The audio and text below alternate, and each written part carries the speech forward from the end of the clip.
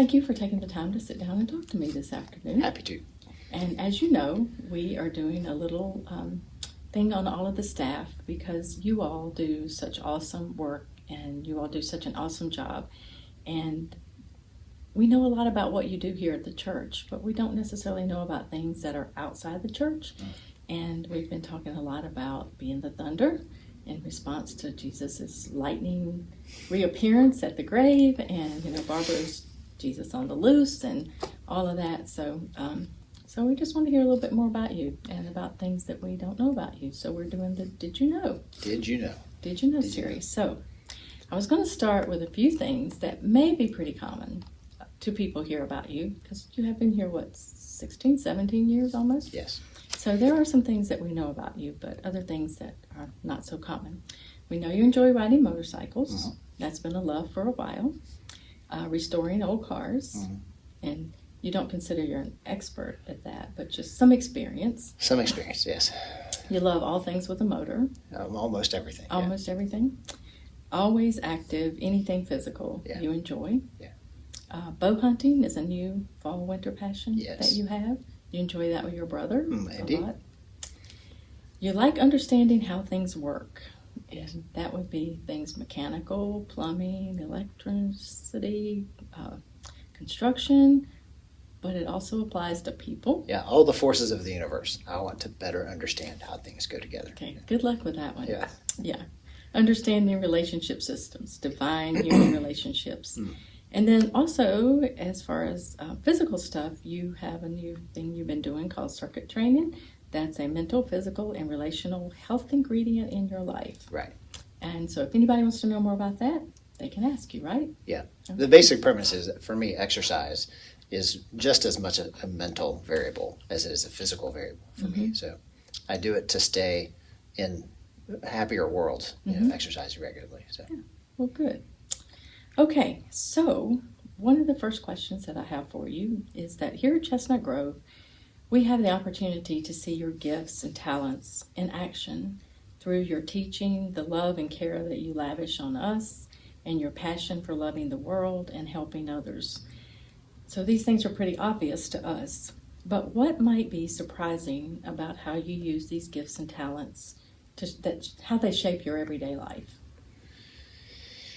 Yeah, how do they shape my everyday life? Well, I attempt to be as I am here, everywhere I am, to live in the way that I have experienced God's love for me.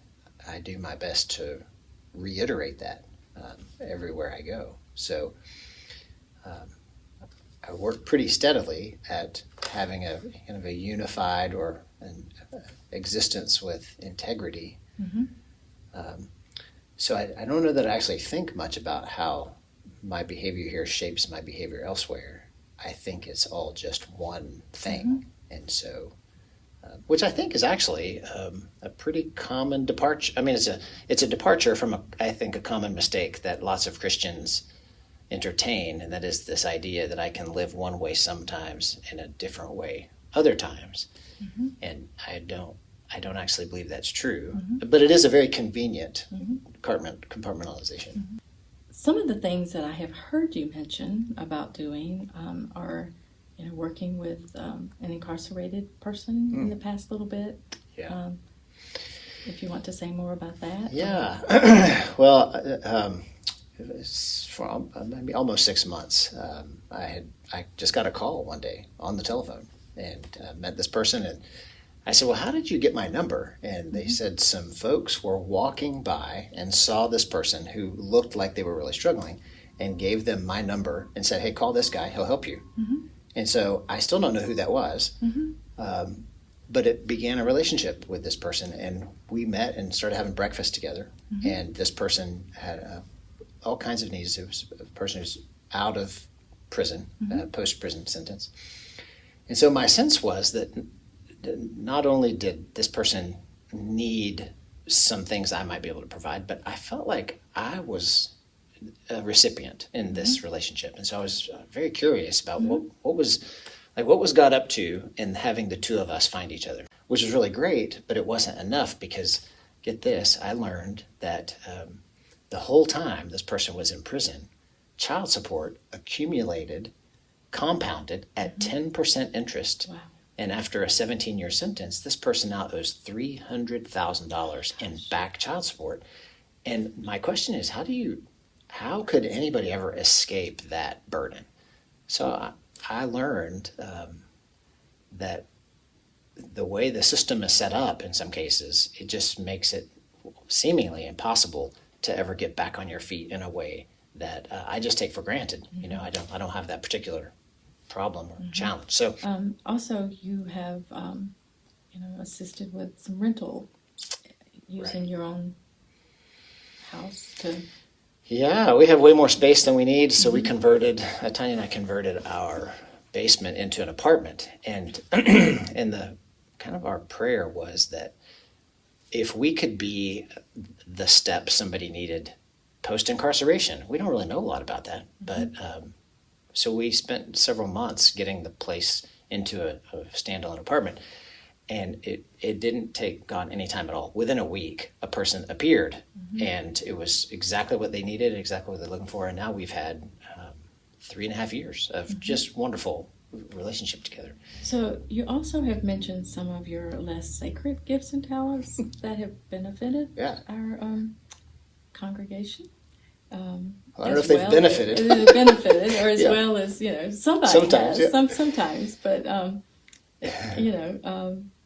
like plumbing, I mean, you've like drawn the whole pattern of our HVAC system here and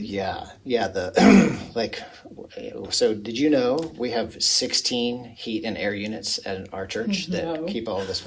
16, and they're all different vintages and different styles. And so or did you know that when you build a building and then you add on and then you add on and then you dig a different well, the water moves in very curious circuitous ways through from this building to that building. And so part of what they don't actually teach you in seminary is how do you kind of take charge of a plumbing system when there isn't somebody else to do it? And so some of those things, but my curiosity about those things has been helpful. Most recently, I just learned how the entire communication network runs through all of our buildings with all of the hardwiring and Wi-Fi signals and boosters and all those kinds of things. Stuff I never really wanted to know. But so electricity, HVAC, plumbing, all of those things, I have some kind of rudimentary awareness and interest in, and I think that has been helpful along the way. I liked your comment that you told me that many clergy have been deemed so heavenly oriented that they're no earthly good. Yeah. Nobody's really said it on that yet. Okay. So one other thing too is I've heard you talk a lot about, and I have just come to understand and realize what it is. It's the leadership in ministry organization. So you've been involved in that for quite a few years. 20. 20? I want to ask you more about that later, but so you've been involved with that for about 20 years now. Yeah, so leadership ministry, basically, it is a continual education for leadership development. Mostly clergy, but business leaders and nonprofit leaders of various kinds are participating. And I began as a participant in that, and now I'm on the faculty of that program 20 years later. Okay, and I'll ask you more about that later. Yeah. Okay. Lance, I want to ask you a little bit about your journey to embracing and continuing to develop your gifts. It's my understanding you didn't set out to be a pastor. Most people don't, I guess. I don't know, but I guess some people do. But so what was that like for you?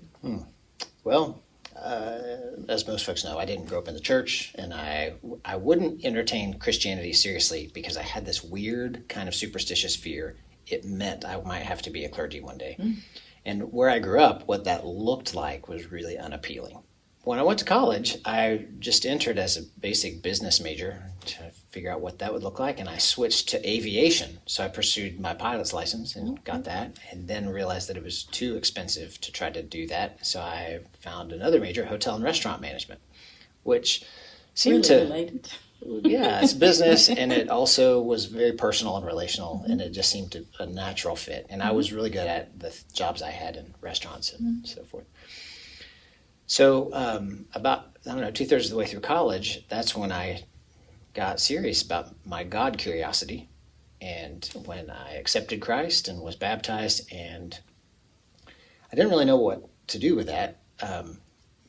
But I was pretty sure I wanted to go study the big questions. And so I finished my hospitality degree. And even my senior year in college, I was interviewing for a scholarship. I had done summer missions and I really needed money to pay for my final year. And so I interviewed with this dairy company. And they said, so you don't think you want to do hospitality permanently necessarily. You want to go to seminary. So why should we give you the scholarship? Because it was a restaurant business kind of thing. So I said, so what I had been thinking at the time is that this hospitality degree would probably intersect really well in some kinds of ministry, things like camps or the retirement community development business was just booming back in the mid-90s. And the forecast was really good. And I thought, well, I could definitely minister in a setting like that, use my hospitality degree. So, and I won the scholarship. So I finished college, and I knew I wanted to study more. So Tanya and I got married and knew that we were going to go to seminary, so we did. And but Still not intending to be a pastor. Definitely not. I didn't want to be a pastor. I just wanted to pursue these questions, like what is the nature of the universe, and what is this brilliant thing called grace, etc. You were a pastor here for a few years. And then you had this opportunity to attend some workshops that would assist you in leadership development and even personally in a lot of things. So tell us a little bit more about that experience with leadership in ministry and what intrigued you to become a part of that. So leadership in ministry is a program that uses Bowen family systems theory as a theory of practice for leadership. So my introduction to Bowen theory was back in seminary. I learned a lot of things in seminary that don't actually become applicable, I think, in the church world, but Bowen family systems theory was absolutely applicable. And it became evident not just in seminary readings, but a couple of years after seminary, I found myself in a church situation and in professional relationships, one of which especially was just so stuck, and I could not figure out why. It was just, it was crushing. You know, it had started really wonderfully, and then it got into this kind of stuck place. So I thought that was a clue I needed to leave church ministry after struggling with that for a few years. But instead, I went to see a coach for pastors or a pastoral counselor that specializes in clergy. And when I walked in his office, he gave me this book and he said, I want you to read this, and then I want you to read it again, and then we're going to talk. And it was a book called Extraordinary Relationships that I have peddled here widely, this book, Extraordinary Relationships. And it was an application of Bowen family systems theory to just every relationship. And it's so evident when you start to see it, but most of us don't have eyes to see it. We kind of, I think, apply magical thinking to how relationships work, or we follow our feelings so much that we forget there are principles involved in how we relate. Well, some of my relational dynamics that I learned in my family of origin were not very effective. They were well developed and really deeply rooted, but they weren't very effective in terms of navigating a variety of situations. Most of us don't awaken to that reality, but when you're in pain and you're motivated to start seeing things a little differently, that was my situation. So when I started applying some of these principles and getting into my brain in my relationships instead of just what I felt, like outrage or revenge or whatever, sadness, then it equipped me to better navigate some of these things that were just challenging. Well, in leadership and ministry workshops is a whole leadership development program that I started going to in 2003, mostly because I wanted to learn how to function relationally as a leader in more healthy ways. And so I began attending these workshops, and these workshops we'd go and we'd learn concepts, but then we'd also present case studies out of our actual ministry context that we would then have to figure out, like, how are we functioning in these relationships and what is the stuckness about, et cetera. So I did that, and I would go twice a year for up until now, still, for 20 years. Yeah. So you were going twice a year, and you were meeting with a group of sort of like the same cohort, but sometimes they were different. Yeah, but mainly exactly. The same people building relationships as well. Right. So it's a long-term prospect. I mean, most folks would say you can't learn Bowen theory in less than 10 years. It just takes continual reframing of how you understand what's happening in relationship systems. So, so I would go and I'd present my case studies and I'd say, oh, this is hard, I'm stuck. And they'd say, yep. And I had to figure out my contribution to the situation, whatever the case may be. So after being a workshop participant for all of those years, there are countless times that by thinking through situations, it saved me from doing something relationally catastrophic or foolish or unproductive in relational systems. Well, after, like I said, in 2018, the leadership ministry came to me and said, would you be on our faculty now? And the faculty is the one who coaches groups of pastors. So I had been in groups of like 4 or 5 for all those years, and they said, we want you to now be in a faculty position. So I accepted that, and that's now my moonlighting gig, and one of them. So so leadership ministry workshops are still thriving. It's now a program at Columbia Theological Seminary, where it's part of their lifelong learning wing, or part of their seminary program. So I think there are maybe 18 of us on faculty. And so now twice a year I go to wherever the workshops may be that time. I have been lucky to be in the Virginia workshops mostly, but they're in Boston and Portland, Oregon, and Colorado Springs and Kansas City, and Atlanta is the main hub now.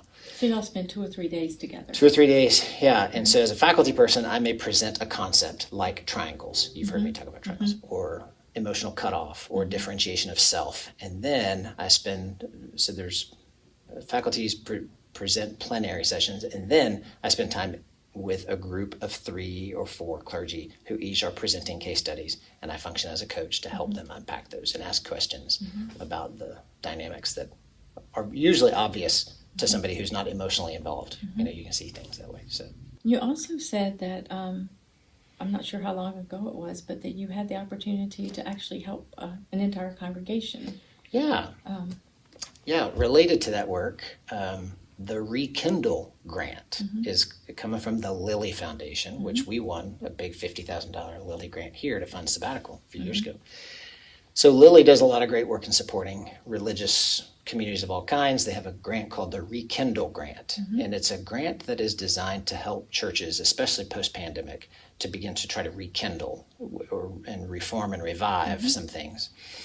And so for every one of those grant winners, they required having an outside coach, consultant type person to serve to guide them through their plan. And so I was asked to mentor and coach a Lutheran church in Minnesota. Wow. And it was a big church. They had some great ideas. And so I got to be at the table with them while they were trying to determine how best to implement these things in a way that made really good sense and did it in healthy relational ways. So it was a great experience to get to do that with them. So all of these things really seem to go together with your passion for figuring out how things work. Yeah. And how people work too. So that's awesome. What keeps you investing in the lives of others in this way and in other ways that you've mentioned? Why do you do it? I don't know. I think bottom line is God hasn't given up on me. And I've given plenty of reason, I think, in my life for that to be a surprise. And I think in similar ways, even though sometimes it can be really frustrating to be in relationships with folks who show minimal signs of interest in actually growing. Or they might be even kind of have a bent towards self-destruction. I see it a lot. But what keeps me at it is God hasn't given up on me, no matter how many times I've turned my back or walked away or been stubborn.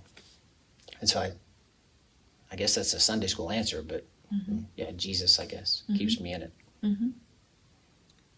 I'm sure there have been some really rewarding moments. Yeah, I just came from one.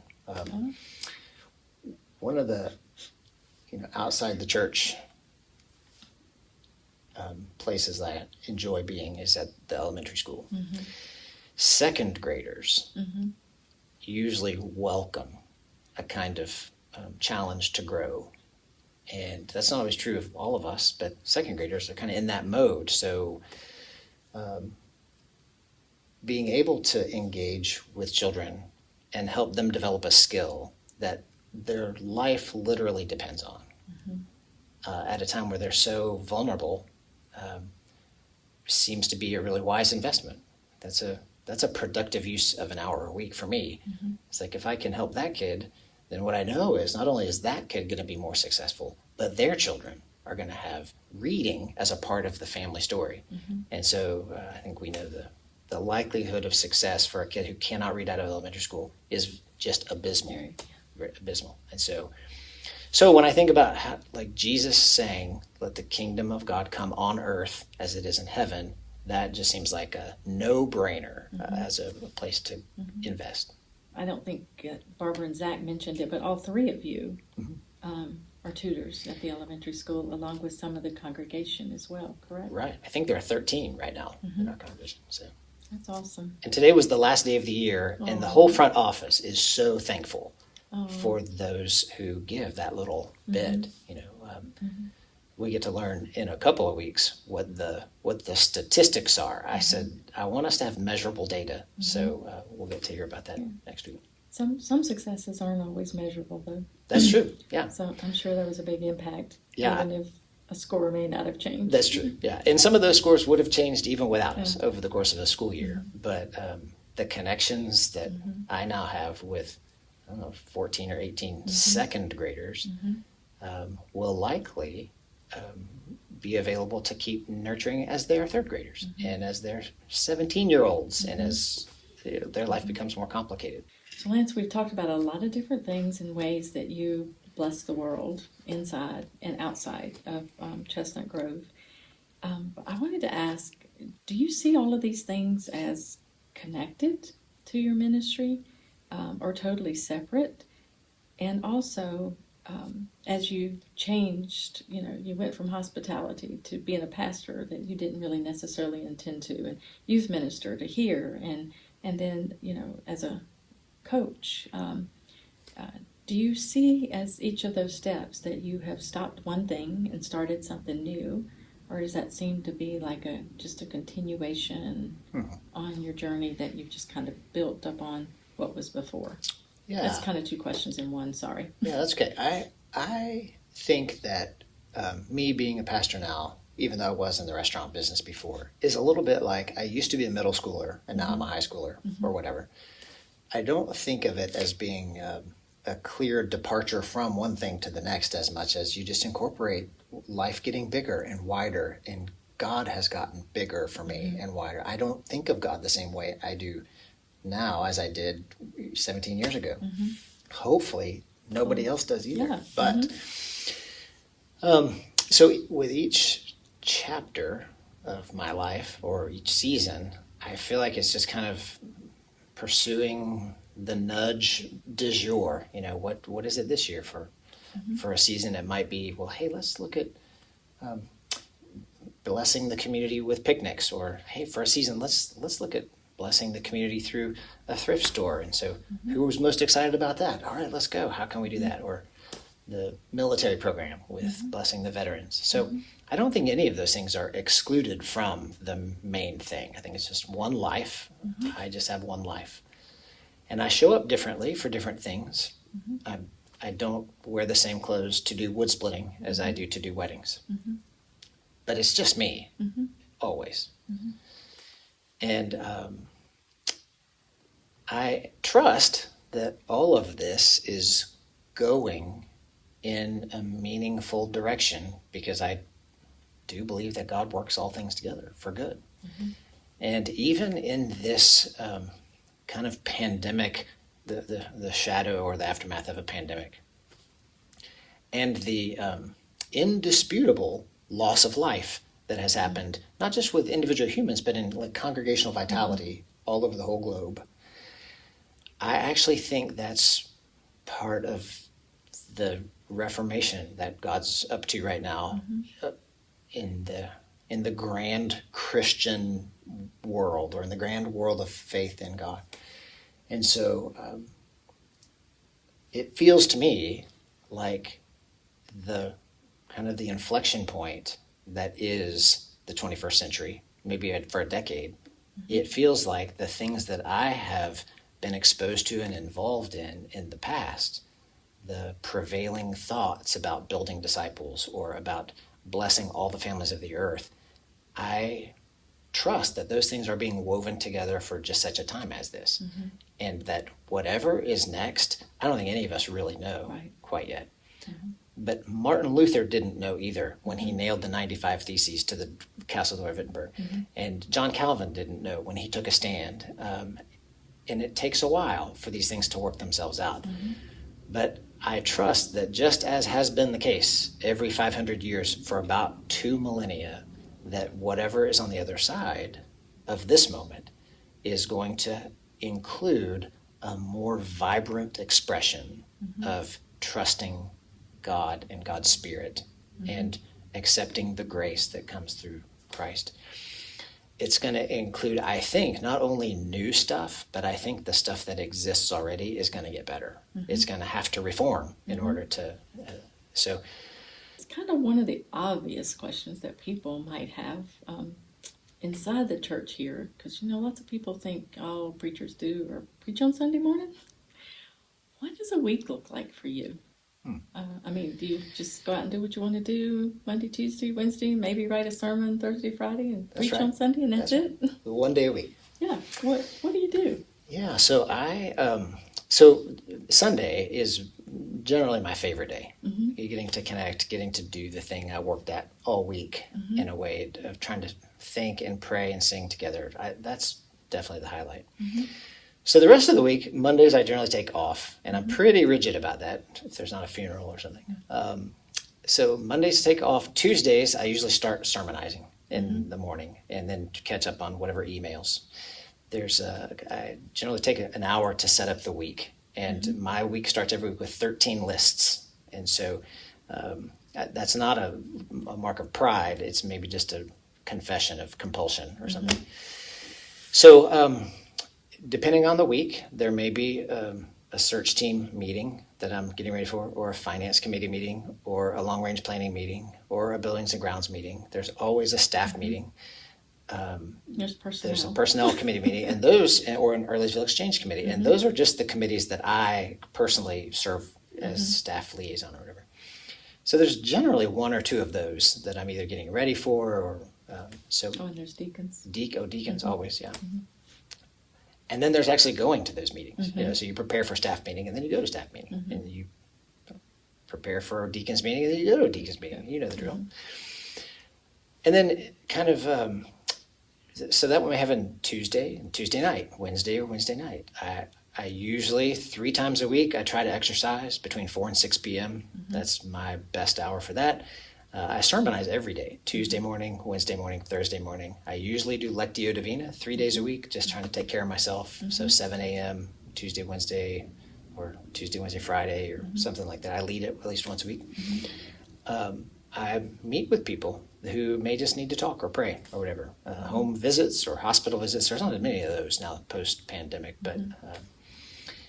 And then there's the interesting curveballs, usually once every other week, where I might be spending time thinking with somebody about something like pastured produce. What needs to happen next? How are we going to proceed from here? Or the new HVAC contract begins, and I spend 2 or 3 hours with the HVAC person, showing them all the units, crawling through the attic, showing them things. Or the water system goes down, and I'll spend a couple hours on a day meeting with the well people and showing them where the things are.